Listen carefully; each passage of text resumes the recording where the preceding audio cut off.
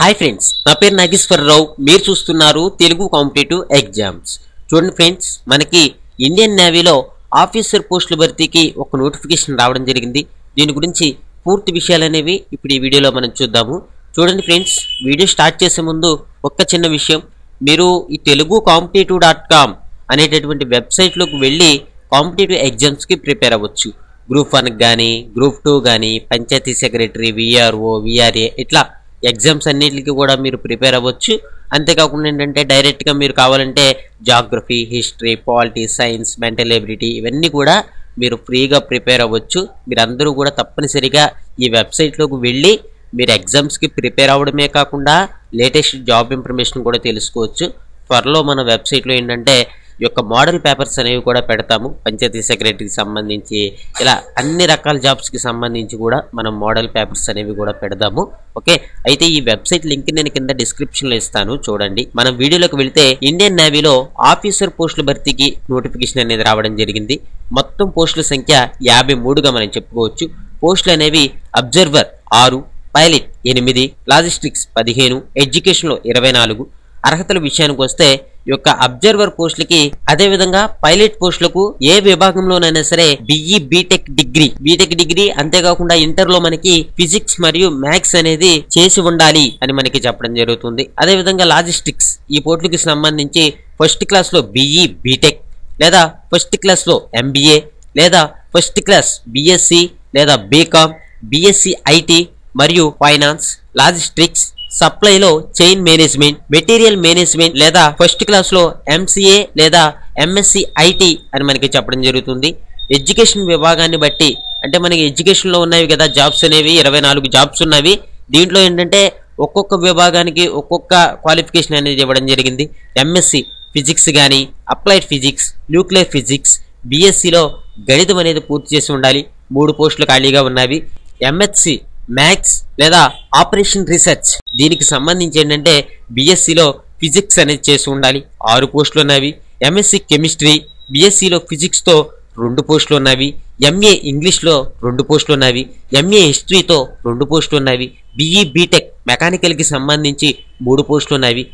BTech computer science, information technology, computer technology, information systems, computer ఇంజనీరింగ్కి సంబంధించి 3 పోస్టులు ఉన్నవి. బీటెక్ దీనికి సంబంధించి ఏంటంటే మనకి ఎలక్ట్రానిక్స్ అండ్ కమ్యూనికేషన్ కానీ, విద్యుత్ మరియు ఎలక్ట్రానిక్స్ కానీ, లేకపోతే మనకి ఏమంటున్నారంటే electronics and instrumentation, electronics and telecommunication, electronics ఇంజనీరింగ్కి సంబంధించి 3 పోస్టులు అనేవి మనకి ఏంటంటే ఎడ్యుకేషన్లో ఖాళీలు అనేవి ఉన్నవి.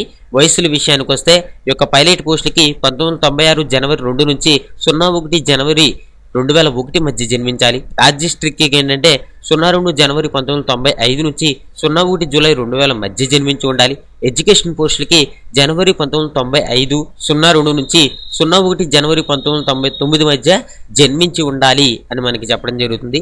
అభ్యర్థులకి ఏంటంటే కొన్ని రకాలైనటువంటి ఫిజికల్ స్టాండర్డ్స్ కూడా అడగడం జరుగుతుంది.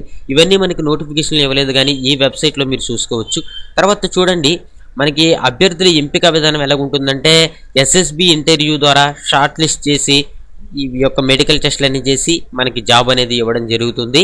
షార్ట్ లిస్ట్ అభ్యర్థులకు ఎస్ఎస్బి ఇంటర్వ్యూ మే 19 నుంచి ఆగస్టు 19 వరకు బెంగళూరులో జరుగుతుంది. బెంగళూరు, భోపాల్, కోయంబత్తూరు, విశాఖపట్నం, కలకత్తా శాఖలు. దీంట్లో మీకు ఏ శాఖలోనైనా సరే ఇంటర్వ్యూ అనేది నిర్వహించవచ్చు. అయితే చూడండి, ఎంపిక చేసిన అభ్యర్థులు ఎస్ఎస్బి ఇంటర్వ్యూ కోసం తమ ఎంపిక గురించి తెలియజేయడం అనేది జరుగుతుంది. మీరేంటంటే ఈమెయిల్ ద్వారా కానీ, SMS ద్వారా కానీ ఏంటంటే మీకు ఎస్ఎస్బి ఇంటర్వ్యూ ఉంది అని మనకి చెప్పడం జరుగుతుంది. ఈ ఇంటర్వ్యూ వచ్చేసి మొత్తం మనకి ఏంటంటే 5 రోజులు ఉంటుంది అంటున్నారు ఇంటర్వ్యూ అనేది. దీంట్లో మనకి స్టేజ్ 1 వచ్చేసి 1 రోజు ఉంటుంది. స్టేజ్ 2 వచ్చేసి 4 రోజులు ఉంటుంది. స్టేజ్ 1 ఫస్ట్ లో ఏంటంటే intelligence test, picture perfections and group discussion tests ఉంటాయి. అయితే మనకి ఏమంటున్నారంటే స్టేజ్ 1లో ఒకవేళ మీరు క్వాలిఫై అవ్వలేదు అనుకోండి, మిమ్మల్ని ఏంటంటే వెనక్కి పంపించడం జరుగుతుంది. మీరు కనుక స్టేజ్ 1లో సెలెక్ట్ అయితే తర్వాత స్టేజ్ 2కి వస్తారు. దీంట్లో psychology test, group task test మరియు ఇంటర్వ్యూలు ఉంటాయి. విజయవంతమైనటువంటి అభ్యర్థులు ఈ యొక్క వైద్య పరీక్షలకి వస్తారు.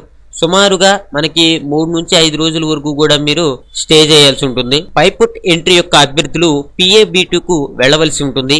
పైలట్ యాప్టిట్యూడ్ బ్యాటరీ పరీక్ష, తరువాత ఏవియేషన్ వైద్య పరీక్షలు నిర్వహించి మనకి జాబ్ అనేది ఉంటుంది. తర్వాత మనకి ఏంటంటే 22 వారాల పాటు శిక్షణ అనేది ఉంటుంది. ఎంపికైన వారికి ఎజ్మిలా కేరళలోని ఇండియన్ నేవల్ అకాడమీలో శిక్షణ ఇస్తారు. అనంతరం నేవీలో సబ్ లెఫ్టినెంట్ హోదాలో మనకి ఏంటంటే ఉద్యోగం అనేది కల్పిస్తారు అని మనకి చెప్పడం జరుగుతుంది.